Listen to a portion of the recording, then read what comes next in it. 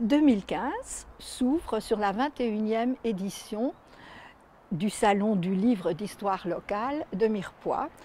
Cette aventure commencée en 1995 en hommage à Laurent Olive se poursuit depuis maintenant 20 ans avec des bonheurs divers. Il y a des années grandioses avec beaucoup d'auteurs, des années peut-être plus difficiles, mais ce salon, au bout de 21 ans, est toujours là.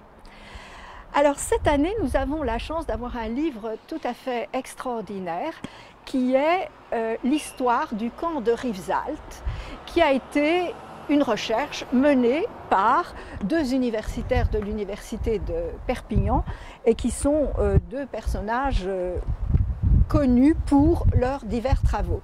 Je vais tout de même essayer de vous les présenter rapidement et de dire aussi à quelle occasion ce livre qui sort cette année va enclencher un événement important à l'automne 2015 qui est l'inauguration d'un mémorial au camp Joffre, donc de Rivesaltes, ce camp qui s'étend sur 600 hectares et pour lequel le Conseil général, depuis 2012, a commencé un travail de mémoire et a fait construire un mémorial qui sera donc inauguré en principe en octobre prochain. Les deux universitaires qui ont fait ce travail sont pour l'un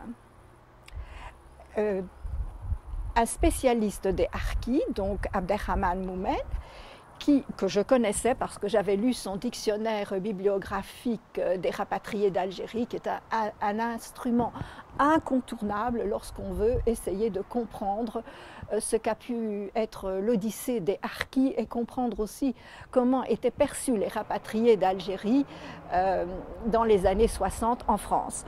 Ensuite, Nicolas Lebourg, qui est extrêmement connu dans la mesure où il participe à l'Observatoire des radicalités européennes et travaille beaucoup sur le Front National. Encore très récemment, il donnait son analyse de ce qui s'était passé entre Marine Le Pen et son père.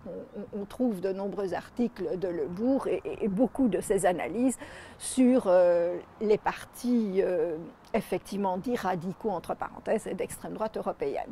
Donc, ces deux universitaires se sont mis ensemble pour rédiger ce livre et la proposition qu'ils ont faite présente un très grand intérêt scientifique. Elle est agréable à lire, donc je dirais pour des gens qui ne sont pas spécialistes, vous pouvez tout à fait vous plonger dans ce livre parce que vous apprendrez beaucoup de choses, mais en même temps, vous n'êtes pas dans un cours magistral à l'université.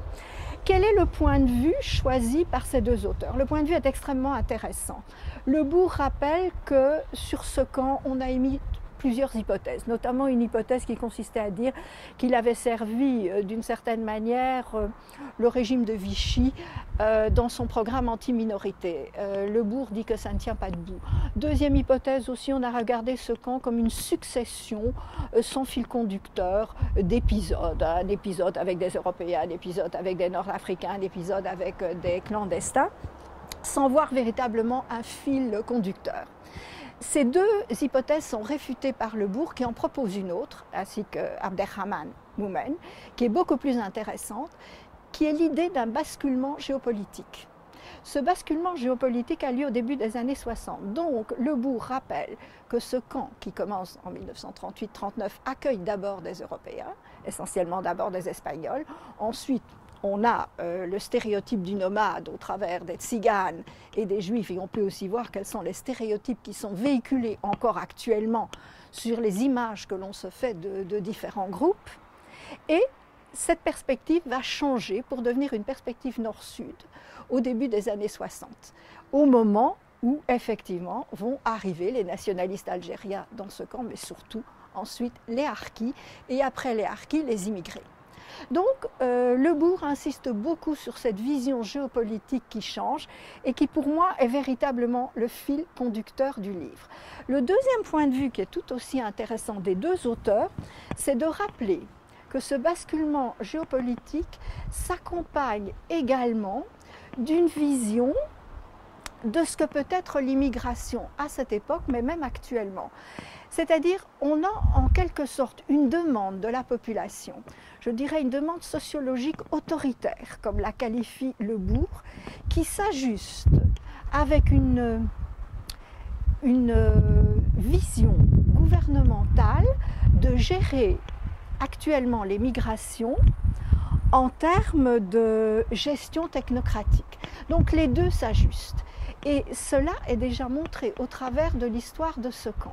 Et ça se poursuit maintenant, on le voit bien, avec l'immigration clandestine. Il suffit de voir ce qui s'est passé ces derniers jours pour comprendre qu'effectivement, on a d'un côté une vision technocratique de la résolution des problèmes de l'immigration.